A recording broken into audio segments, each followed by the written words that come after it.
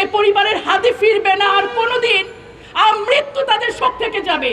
ইনকিলাব মঞ্চের যে বন্ধু সমনেতা হাতে ফিরবে না, সারা জীবন সেই পরিবারটা ইনকিলাব মঞ্চ শোকের মধ্যে থেকে যাবে। আমরা সেই দেশে বসবাস করছি যেখানে আইন উপদেষ্টা আমাদের নিরাপত্তা তো দূরে, নিজের নিরাপত্তা নিয়ে শঙ্কিত। যে শিক্ষক তাকে বলেছিলেন তুমি কখনো সামনের ডেস্কে বসবে না, সব সময় তুমি পেছনের ডেস্কে বসবে, সেই শিক্ষককে আমি বলতে চাই আপনি অনেক পেছনে না, আপনি নিচু স্থানে চলে গেছেন। আজকে হাদি তার আদর্শ পুরো বাংলাদেশ ধারণ করছে, আমাদের হাদির আদর্শ অনেক উপরে। হাদির ছিল অসম্ভব প্রজ্ঞা। সে বলেছিল আমার খুব হাসনাত্রে নিয়ে ভয় হয়, হাসনাত্রে সাবধানে চলতে বলিস। এই অডিওটা আমি যখন দেখছি, ভিডিওটা দেখলাম, হাসনাত অঝরে কাঁদছে। আমাদেরকে কিন্তু এই জিনিসগুলো চিন্তা করতে হবে। আমরা এখানে দেখতে পাচ্ছি আমাদের মায়েরা এখানে এসে কাঁদছে, আমরা দেখতে পাচ্ছি এখানে বিশ্ববিদ্যালয়ের প্রফেসররা তাদের কাজ ছেড়ে এসে দাঁড়িয়েছে।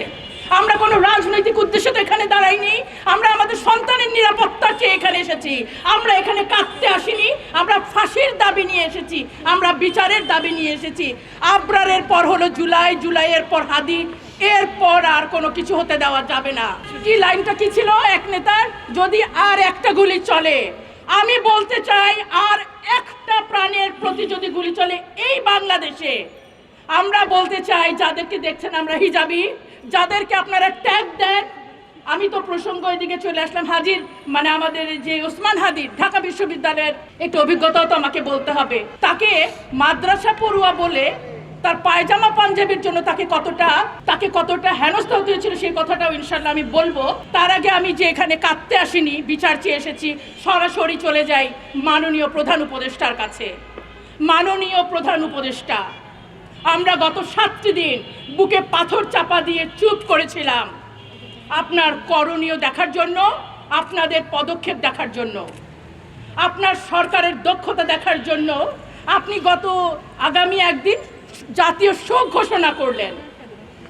যে পরিবারের হাতে ফিরবে না আর কোনোদিন, মৃত্যু তাদের শোক থেকে যাবে। ইনকিলাব মঞ্চের যে বন্ধু সমনেতা হাতে ফিরবে না, সারা জীবন সেই পরিবারটা ইনকিলাব মঞ্চ শোকের মধ্যে থেকে যাবে। মাননীয় উপদেষ্টা, আপনি কিন্তু শান্তিতে নোবেল পুরস্কার পেয়েছেন, তাই এখন আমি আপনাকে প্রধান উপদেষ্টা হিসেবে না, আপনি শান্তিতে নোবেল জয়ী হিসেবে আপনার কাছে আমি কিছু কথা বলতে চাই। আমরা আপনার কাছে অতি দ্রুত আসামি গ্রেফতার এবং ফাঁসি কার্যকরের অনুরোধ জানাচ্ছি। আমরা দেখেছি যে ফেসবুকে আপনারই আইন উপদেষ্টা, যিনি হয়তো সবই জানেন, 2-1টি কথা মাত্র আমাদের উদ্দেশ্যে বলেছেন। তার মধ্যে যেটি ছিল যে অস্ত্র মামলার আসামি জামিন পেয়েছে, যখন জুলাই যোদ্ধাদের হত্যা করে এই ধরনের জামিন হয়, তখন আমরা উপদেষ্টারাও প্রচণ্ড শঙ্কিত, আতঙ্কিত, উদ্বিগ্ন বোধ করি। কথাটা হাস্যকর না? বাংলাদেশের আইন উপদেষ্টা বলছেন উনি নাকি উদ্বিগ্ন, উৎকণ্ঠিত, এবং উনাকেও মেরে ফেলা হতে পারে এরকম ভাবে তিনি ভীত। আমরা সেই দেশে বসবাস করছি যেখানে আইন উপদেষ্টা আমাদের নিরাপত্তা তো দূরে, নিজের নিরাপত্তা নিয়ে শঙ্কিত। তারপর এটি কতটুকু কার্যকর? আদালত থেকে, বিচার ব্যবস্থা থেকে আসা অস্ত্র মামলার আসামি কোনোদিন জামিন পায়? যাদের কোনো আইনের জ্ঞান নেই তারাও জেনে রাখেন, অস্ত্র মামলার আসামি যে কোনোভাবে জামিন পেতে পারে না। আমরা কিন্তু ফেসবুকে এবং আমরা রিপোর্টগুলো দেখেছি, বিএনপি সমর্থিত 2 আইনজীবী তাদের জামিনের ব্যবস্থা করে দিয়েছেন। আপনারা আলোচনাগুলো অবশ্যই শুনেছেন। আমাদের যে ফারুকী স্যার, আমরা ওনাকে সিনেমা জগতের মানুষ হিসেবেই মনে হয় বেশি ভালোবাসতাম। তার অনেক সিনেমার মধ্যে একটি হচ্ছে মেড ইন বাংলাদেশ, যেখানে উনি মানে খেলনা রিভলভার দিয়ে পুরো বাংলাদেশকে ব্ল্যাকমেল করার একটি মুভি বানিয়েছিলেন। উপদেষ্টা, আমি আপনাকেই প্রশ্ন করছি, যখন পুরো বাংলাদেশ সত্যিকার গুলির মুখে, আমাদের হাদিরা যখন মারা যাচ্ছে, আপনি উপদেষ্টা হয়ে কোন সিনেমা পরিচালকের ভূমিকায় আছেন? নাকি হাদির মতো মাদ্রাসা ব্যাকগ্রাউন্ডে তারা আপনার ছবির হিরো হতে পারে না? আমি অবশ্যই এই প্রশ্নের জবাব চাই। স্বরাষ্ট্র উপদেষ্টা, উনাকে নিয়ে বলার কোনো ভাষা আমার নাই। তারপরও বলতে চাই, আপনি বিগত স্বরাষ্ট্র উপদেষ্টার ডায়লগগুলো ভুলে যাবেন না। তিনি কি বলেছিলেন? একটা মরলে একটাই যায়, বাকিগুলা যায় না। দিন কিন্তু পাল্টায় আরো গেছে স্বরাষ্ট্রমন্ত্রী। আপনি কি বলেছেন যারা নির্বাচনে দাঁড়াচ্ছে বন্দুক তারা ইউজ করতে পারবে? আপনি 16 কোটি মানুষের জন্য 16 কোটি বন্দুক দিয়ে আপনি আপনার সফলতার প্রকাশ করতে চান? দেখেন সিইসির কথাটা তো বললাম, সরকারি চেহারাগুলো শুধু দেখেন। এখন আমরা মানে উনি স্বরাষ্ট্রমন্ত্রীর আরেকটা কথা দিয়ে উপদেষ্টা উনি বলেছেন যে নাকি আসামিকে ধরিয়ে দিতে পারবে তাকে 50 লক্ষ টাকা পুরস্কার দেওয়া হবে। উনি ভুলে গেছেন দেশটা পাল্টে গেছে। আমাদের ছাত্ররা তাকে বলেছে যে এই উপদেষ্টাকে পদত্যাগ করাই দিবে, আমরা তাকে 1 কোটি টাকা পুরস্কার দিব। সেই ছাত্রদের, সেই জুলাই যোদ্ধার, সেই নতুন বাংলাদেশে আপনি পুরস্কার ঘোষণা করেন। মৃত্যুর আগের দিন পর্যন্ত সে তার ইউটিউবে ভিডিওগুলো দেখবেন, বলেছেন যে হেফাজতের ইমাম হিসেবে যেন আল্লাহ আমাকে কবুল করে। দ্যাট মিনস ইসলামের হেফাজত বলে কোনো কথা না। হাদি এটাও বলেছে রাজাকার শব্দ দিয়ে যারা এতদিন রাজনীতি করেছেন সেই শব্দের কারণেই তাদের চলে যেতে হয়েছে। আমরা যেন এই জিনিসটা মনে রাখি।